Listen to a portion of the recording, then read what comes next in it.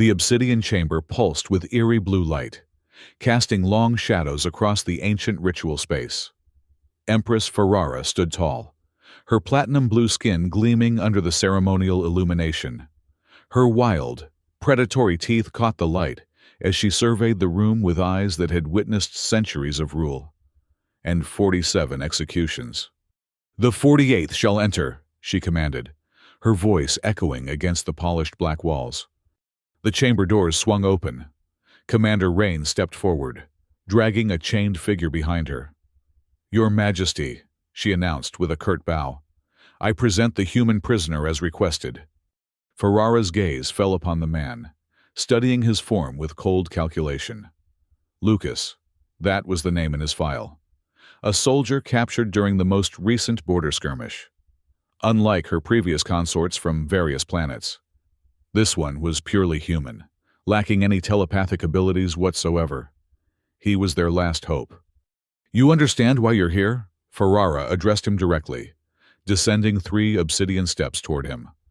Lucas raised his eyes, surprisingly steady despite the chains. "I'm told I'm husband candidate number 48. A ripple of discomfort passed through the attending nobles. No one spoke so bluntly to the Empress. "And you know what happened to the previous 47? She circled him slowly, her ceremonial robes trailing behind her. "They failed your bonding ritual. They died." His voice remained even, almost clinical. Ferrara stopped directly before him. "Correct. And should you fail, you will die as well." She leaned closer, her breath cold against his face. "But this time, I may perish too. My telepathic hunger grows stronger with each failed bonding. The Imperial bloodline weakens. Our enemies gather at our borders." Behind her, Vex, her chief advisor, stepped forward. "Your Majesty, the High Council grows restless. General Kestra's faction questions the wisdom of trying again, especially with a..." He glanced at Lucas with thinly veiled disgust. "A human." "The Council's concerns are noted," Ferrara replied without turning. "But they offer no alternatives. The ancient laws are clear. Without a proper consort, my rule cannot continue." She returned her attention to Lucas. "You will either save this empire or hasten its fall." Lucas met her gaze. "And if I refuse to participate?" Ferrara's smile revealed her predatory teeth in full. "Then I execute you now rather than later." "Your Majesty," Commander Rain interjected, "we should proceed with a preliminary trial. The bonding matrix requires calibration for a non-telepathic species." The Empress nodded. "Prepare the chamber." As attendants rushed to adjust glowing crystals embedded in the walls, Vex approached Ferrara, speaking in hushed tones. The nobles split into factions, half support continuing the ritual attempts, the others, led by General Kestra, advocate abandoning tradition in favor of naming a successor from the military council. "Kestra wants my throne," Ferrara replied coldly. "He always has." "He has support," Vex warned.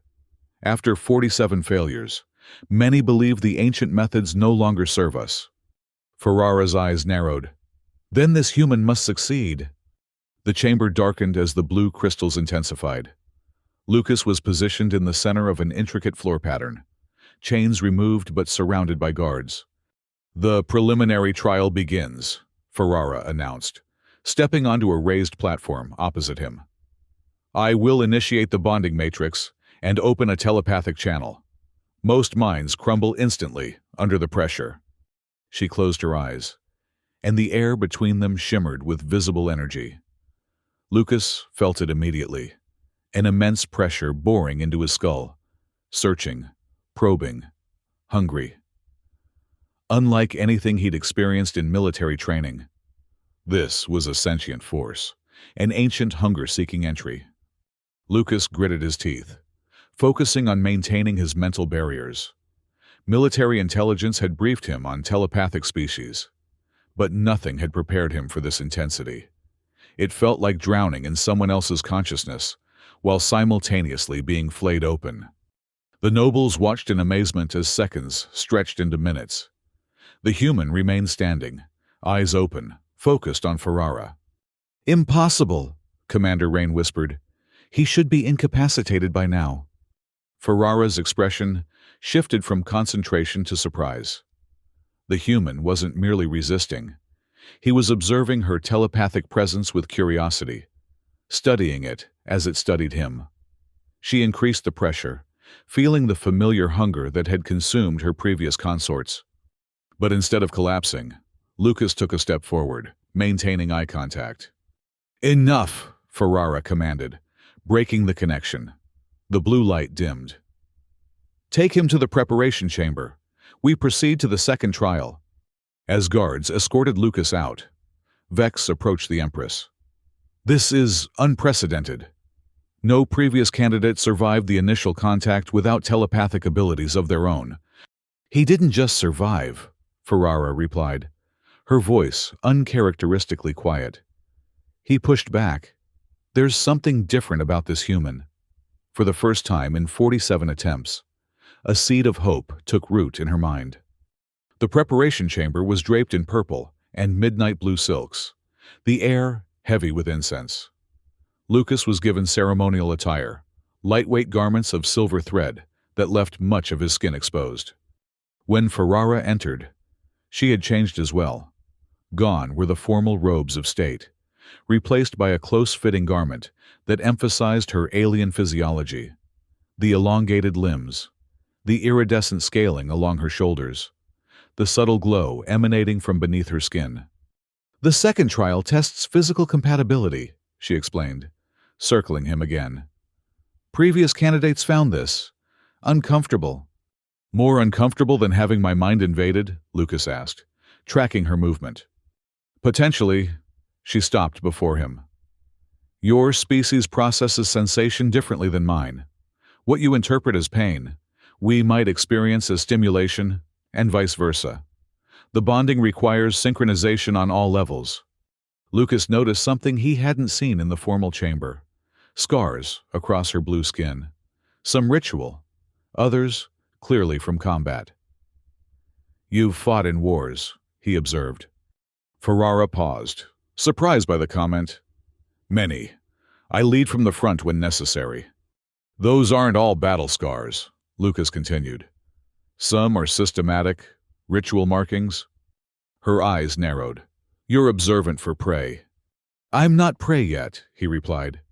"And if I'm to be your consort, shouldn't I understand what I'm bonding with?" Something shifted in Ferrara's demeanor. 47 consorts, and none had spoken to her this way, analyzing rather than cowering, questioning rather than begging. "The markings record the lineage," she finally answered. "Each empress bears the history of her predecessors. The burden of rule is carried in our flesh as well as our minds." Lucas nodded slowly. "And that's what killed the others? The burden?" Ferrara turned away, moving toward a crystalline basin in the center of the room. "In a manner of speaking, the telepathic melding required for the royal bond transfers more than thoughts. It transfers responsibility, duty, the weight of millions of lives across dozens of worlds." She dipped her fingers into the luminescent liquid. 47 minds couldn't bear it. They shattered, and their bodies followed. "Yet you survived." "I was born to it." She faced him again. "Your mind resisted the initial contact. Now, we test your body's reaction to mine." What followed was unlike anything in Lucas's experience. Ferrara's touch carried electric sensations, alternating between pleasure and pain, neither quite human in quality. The room's temperature fluctuated wildly as she guided him through a series of positions and contacts that seemed part medical examination, part ritual dance. Throughout, Lucas observed her closely, not just enduring, but studying. He noticed how her breathing synchronized with his during certain moments, how her pupils dilated when their skin made contact for longer periods, how beneath the imperious exterior, there were flashes of something else, loneliness, perhaps, the weight of centuries of solitary rule. "Your heart rate remains steady," Ferrara noted with surprise. Most species find our touch overwhelming. I'm adaptable, Lucas replied. Military training emphasized physiological control under stress. This is not merely stress, she countered. This is preparation for complete fusion. Your mind already demonstrated unusual resilience. Your body shows similar potential. As she circled behind him, Lucas caught her reflection in a polished surface, her expression unguarded for a moment, revealing something like hope mixed with fear. You're afraid, he said quietly. The words hung in the air. No one spoke to the Empress this way. I have executed 47 consorts, she replied, after a long pause. Do you think I did so without regret? Without consequence? Lucas turned to face her directly. I think each failure cost you more than it cost them. They died once. You've died 47 times. Ferrara's composure slipped, her eyes widening at his insight. Before she could respond, the chamber door burst open. Commander Rain entered hurriedly. Your Majesty, General Kestre has called an emergency session of the High Council. They demand your presence. Ferrara's expression hardened immediately. On what grounds? They cite the ancient protocols. No Empress may attempt the bonding ritual more than 47 times. They claim you violate sacred law. Convenient timing, Ferrara hissed. She turned to Lucas. You will remain here under guard. We are not finished. After she departed, Vex lingered behind. The advisor studied Lucas with new interest. 47 consorts, Vex mused. None survived the preliminary trials as you have. None spoke to her as you do. Why keep trying? Lucas asked. After so many failures? Vex moved to the window, gazing out at the sprawling capital city below. Our species requires telepathic bonding for reproduction. But for the royal line, it's more complex. The Empress carries the collective memory of our civilization. The bonding transfers this to a consort who helps bear the load. Without it, the burden eventually becomes terminal. She's dying, Lucas realized. Yes, and with her, potentially our entire way of life. General Kestre believes we should abandon the old ways, institute military rule. Others wish to preserve traditions that have sustained us for millennia. Vex studied Lucas carefully. You present a third option, unexpected by all parties. A human consort. Precisely. No off-worlder has ever bonded successfully with our royalty. Many consider it sacrilege to attempt it. Yet you've survived where 47 others of more compatible physiology have failed. Before Lucas could respond, a distant commotion echoed through the palace. Shouting, the sound of weapons discharging.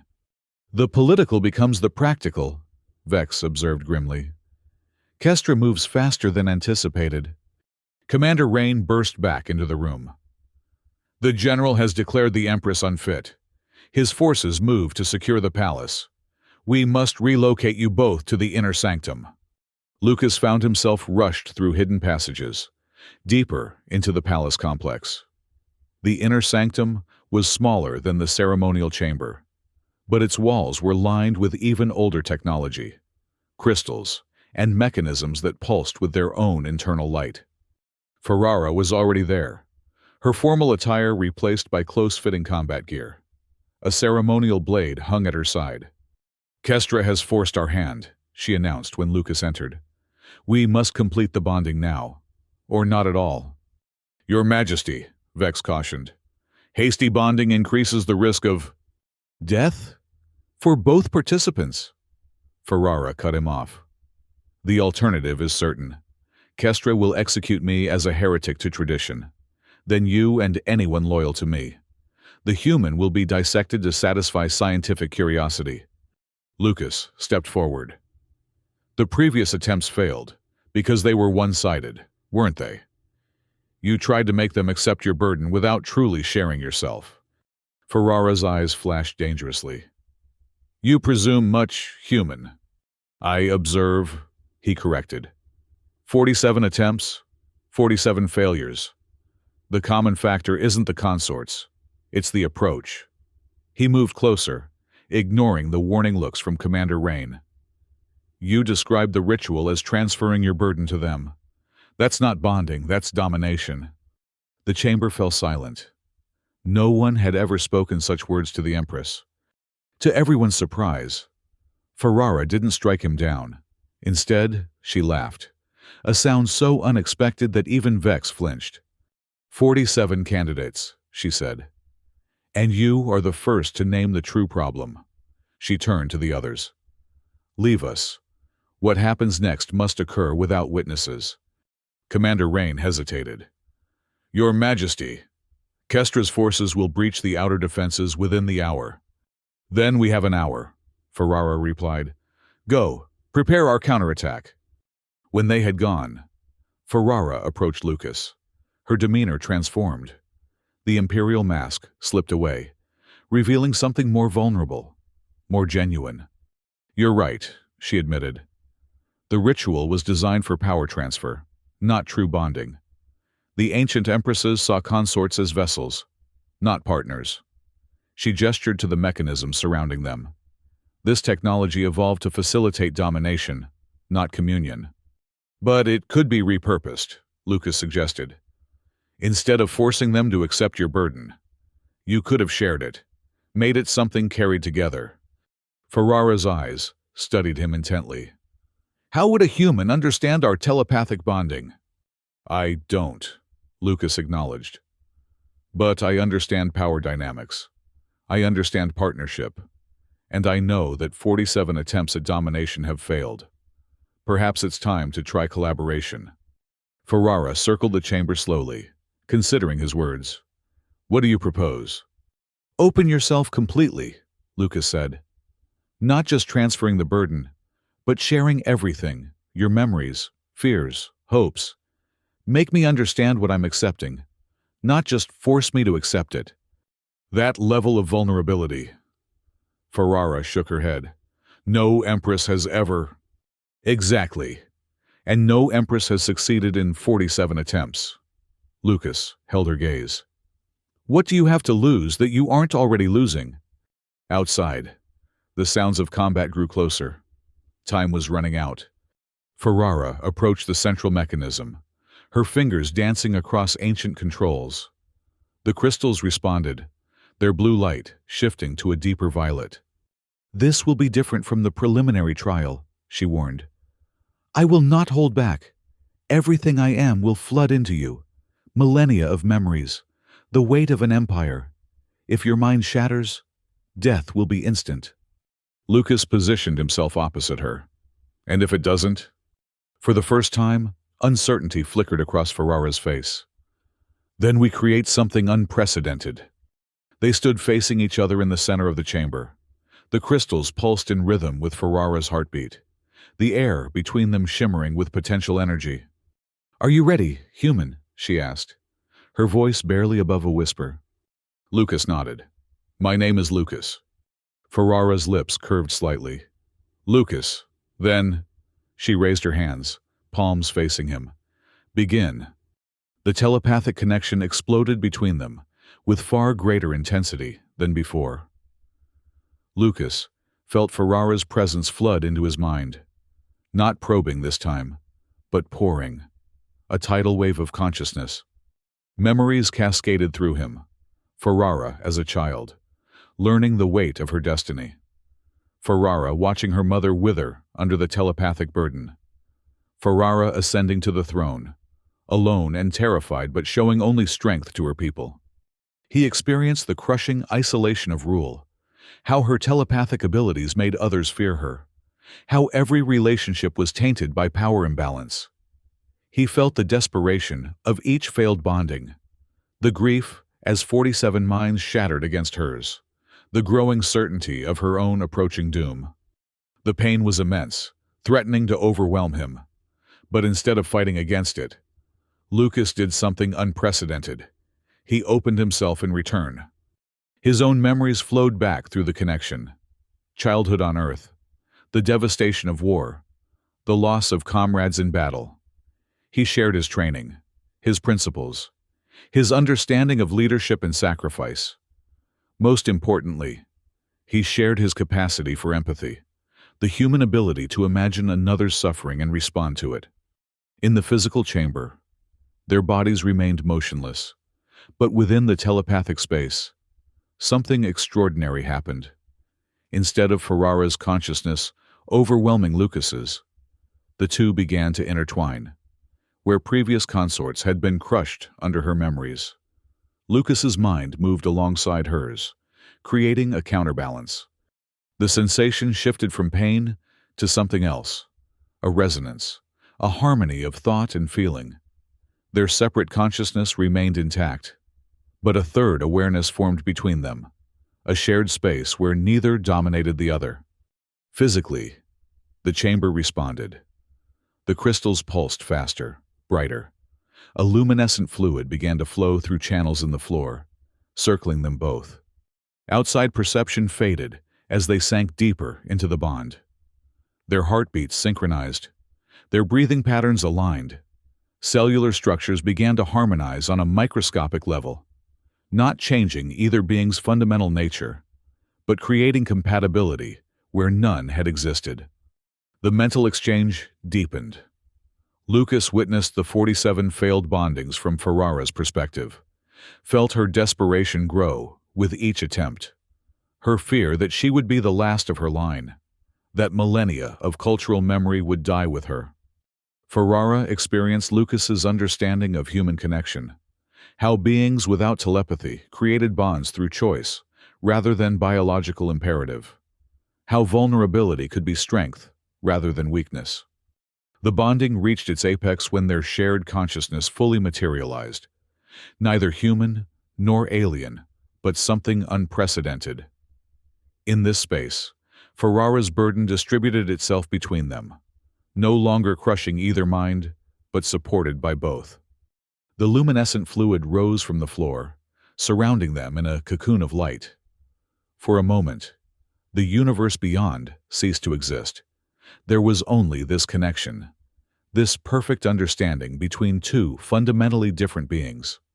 When reality reasserted itself, they found themselves on their knees, facing each other, hands clasped. The chamber's crystals pulsed with renewed vigor, the ancient technology responding to the successful bond. Ferrara looked into Lucas's eyes, seeing herself reflected there, but also something new. Something changed. "You survived," she whispered. "We survived," Lucas corrected. His voice sounded different to his own ears, carrying resonances it hadn't before. "The bond worked." Ferrara's hand went to her chest, feeling the steady rhythm of her heart, synchronized now with his. The telepathic hunger. It's gone. Tears formed in her alien eyes. For the first time in centuries, I am not alone in my mind. Before they could explore this new reality further, the chamber doors burst open.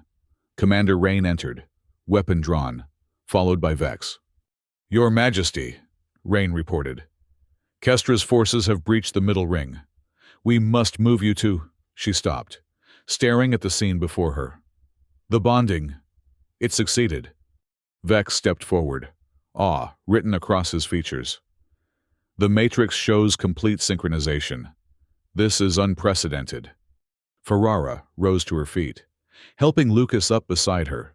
When she spoke, her voice carried new authority. "Inform General Kestra that his insurrection is premature. The Empress and her consort will address the High Council immediately." The Great Council chamber hummed with tension. Nobles and military leaders from across the Empire had gathered, drawn by news of Kestra's challenge. The general himself stood at the center of the chamber, armored for battle and flanked by supporters. "The ancient laws are clear," Kestra was declaring as Ferrara entered. 47 attempts, 47 failures. The royal line has lost favor with the ancestors. It is time for— He stopped abruptly as Ferrara strode into the chamber, Lucas at her side. The difference was immediately apparent to all, with telepathic sensitivity. Where before the Empress had projected isolation and barely contained power, now she radiated balanced strength. The human beside her moved in perfect synchrony, their energy fields visibly intertwined. "General Kestre," Ferrara addressed him, her voice carrying to every corner of the chamber. "You speak of ancient laws while violating the most sacred, loyalty to the throne." Kestre recovered quickly. "I speak for the Empire's survival. 47 consorts have died. Our traditions demand—" "Our traditions demand adaptation," Ferrara interrupted. "The 48th bonding has succeeded." Murmurs erupted throughout the chamber. Kestre's eyes narrowed as he studied Lucas. "With a human? An off-worlder without telepathic ability? This is sacrilege." "This is evolution," Lucas responded, his voice carrying the same harmonic quality as Ferrara's. "Your ancestors didn't create the bonding ritual to preserve tradition for tradition's sake. They created it to ensure the Empire's continuity." Ferrara raised her hand, and the chamber fell silent. "The Royal Medicane will confirm our bonding's validity. Until then, General Kestre, you will stand down your forces and reaffirm your oath to the throne." Kestre hesitated, calculating his options. Around the chamber, the balance of power visibly shifted as nobles observed the unprecedented harmony between Empress and consort. "How do we know this is genuine?" Kestre challenged. "A human cannot possibly bear the telepathic burden of the royal line. This could be deception." "Then let us submit to examination," Ferrara proposed.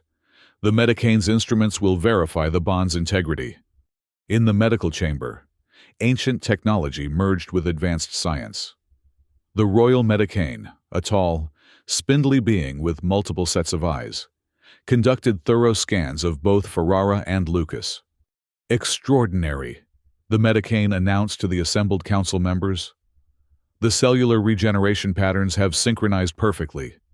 The human's neurological structure has adapted to support the telepathic load, while the Empress's cognitive patterns show unprecedented stability."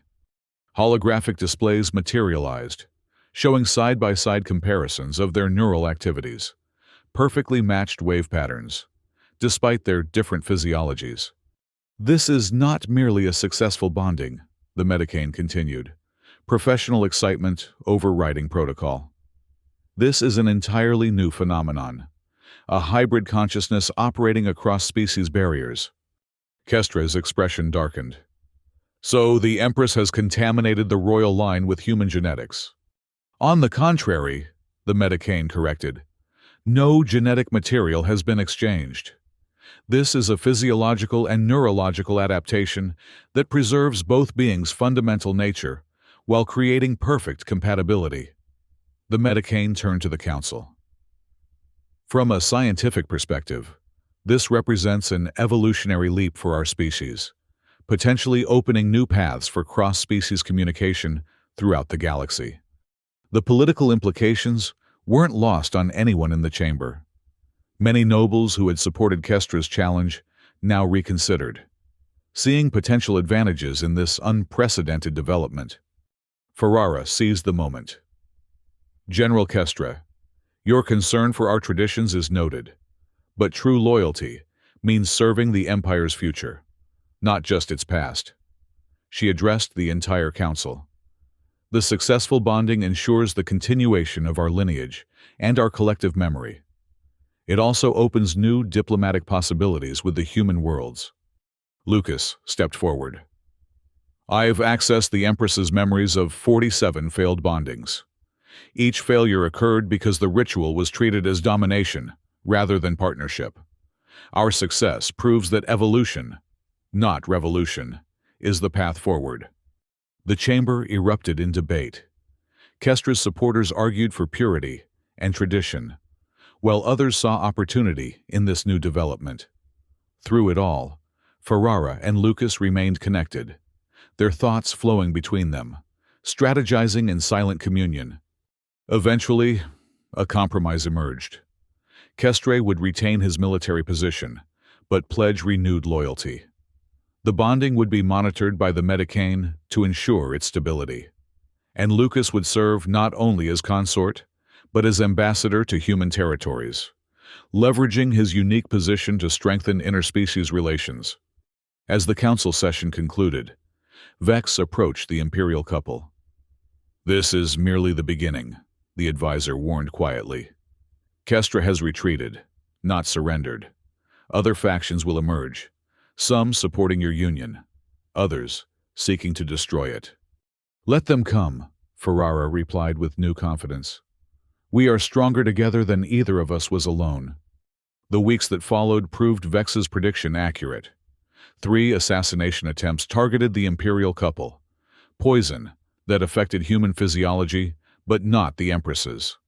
Followed by a telepathic attack designed to overwhelm alien minds, but not human ones. And finally, a traditional ambush that failed due to their perfect coordination. Each attempt reinforced what the bonding had created. 2 beings functioning as one system, each compensating for the other's vulnerabilities. Lucas's military training provided tactical advantages in physical confrontations, while Ferrara's telepathic abilities gave them unparalleled strategic awareness. More significant than their survival was the transformation of the Empire itself. The old ritual chamber where 47 consorts had died was repurposed as an interspecies research center. The Medicane, along with scientists from various worlds, studied the unprecedented bonding, seeking applications beyond the royal couple. "The implications are revolutionary," the Medicane explained during one research session. "Your hybrid consciousness demonstrates that telepathic connections can form across species barriers. This challenges our most fundamental assumptions about interspecies relations." Lucas, who had been reviewing data from the latest experiments, looked up. The key was reciprocity. Previous attempts focused on the Empress, imposing her consciousness onto the consort. "Our bond works because it flows both ways." Ferrara, monitoring the session remotely through their shared consciousness, sent a wave of agreement through their connection. Lucas felt her pride in this discovery, along with her continued amazement at the depth of their bond. 6 months after the bonding, diplomatic delegations from human worlds arrived. The sight of a human consort standing beside the Empress, clearly equal in status, if not in traditional authority, created ripples throughout interstellar politics. "They expected to find you a prisoner or a puppet," Ferrara observed as they prepared for the formal reception. "Instead, they find a partner who shares my throne and my mind." Lucas smiled, adjusting his ceremonial attire, a blend of imperial regalia and human military honors. "They'll need time to understand what we've created, just as your people did." The reception revealed the full spectrum of reactions. Some human diplomats viewed Lucas with suspicion, questioning whether he had been compromised. Others saw opportunity in this unprecedented alliance. Throughout the complex negotiations, Lucas and Ferrara operated in perfect tandem, their shared consciousness allowing them to consider each proposal from multiple perspectives simultaneously. By the end of the diplomatic summit, preliminary agreements had been reached, trade routes established, cultural exchanges planned, and the groundwork laid for a broader interspecies alliance. As the human delegation departed, Ambassador Chen approached Lucas privately. "You understand this changes everything," she said quietly. "The power dynamics between our species, our assumptions about consciousness itself." Lucas nodded. "That's precisely the point.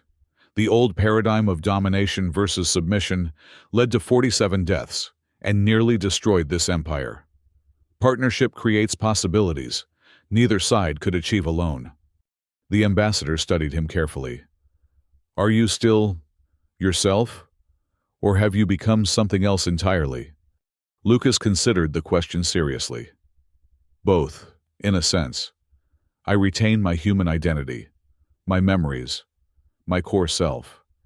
But I also carry Ferrara's experiences, her understanding of the universe. We remain distinct beings, but we're never truly separate anymore."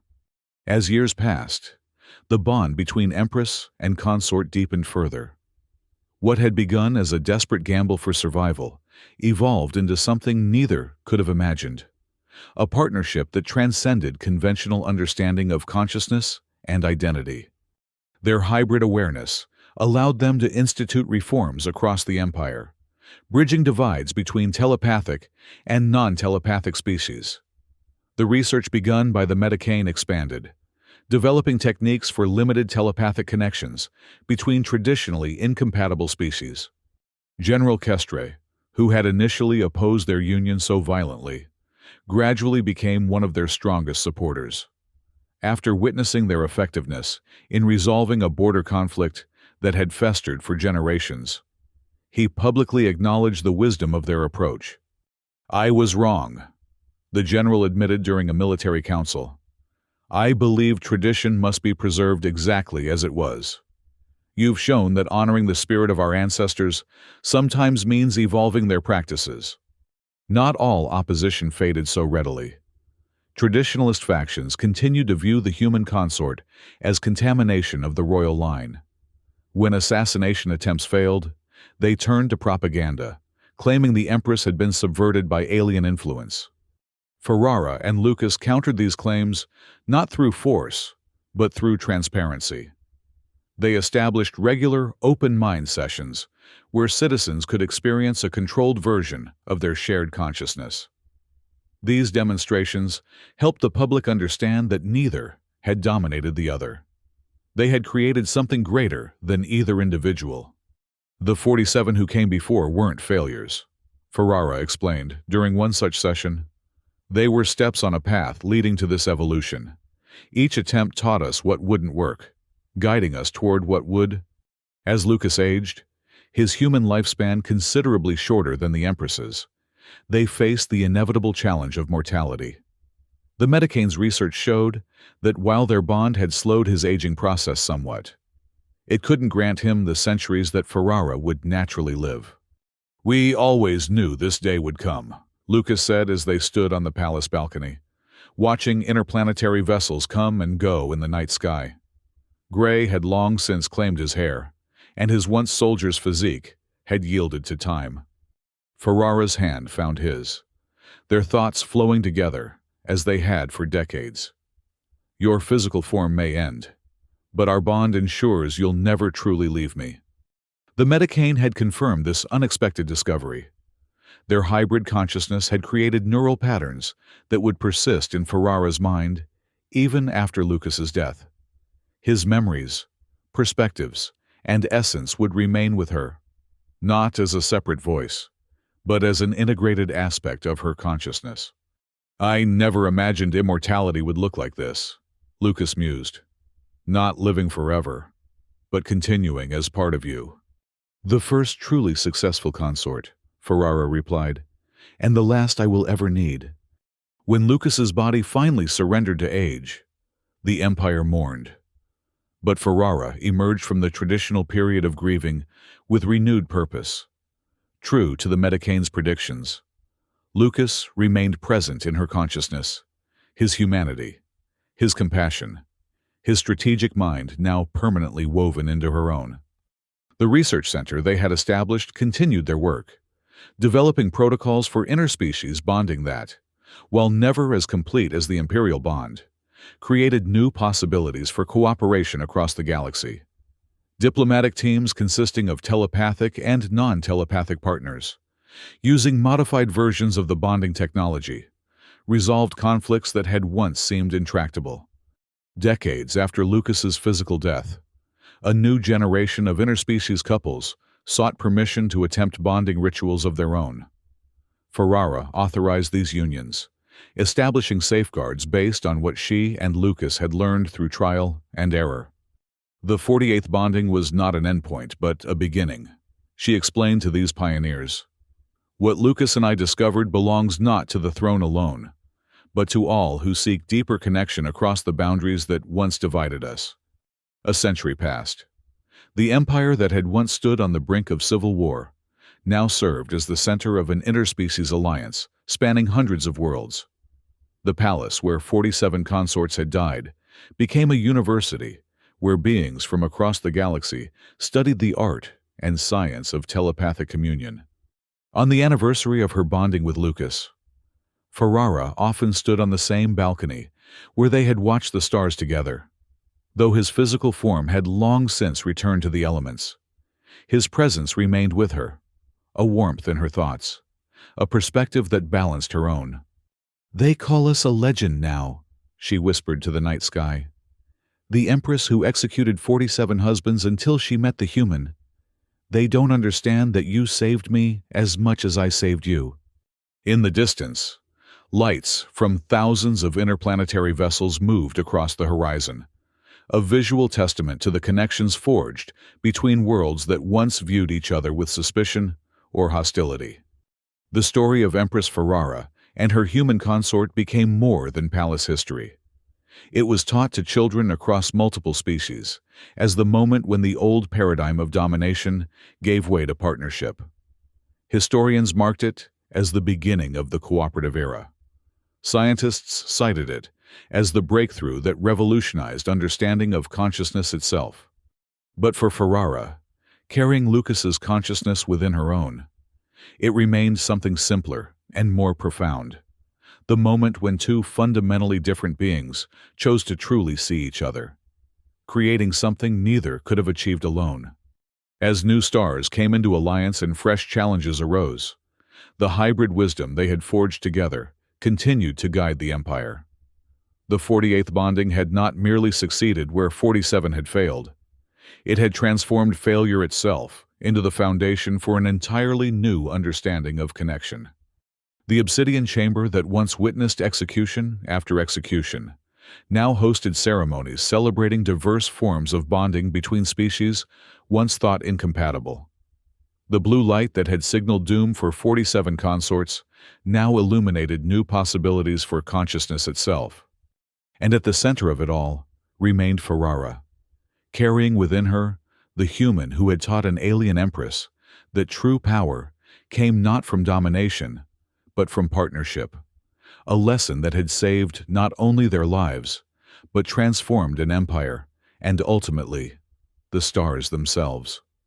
The last of the 48 had become the first of a new age, and across the galaxy, beings of all forms looked to the stars with new understanding, knowing that the boundaries between them were not impenetrable walls, but permeable membranes, waiting only for the courage to truly connect.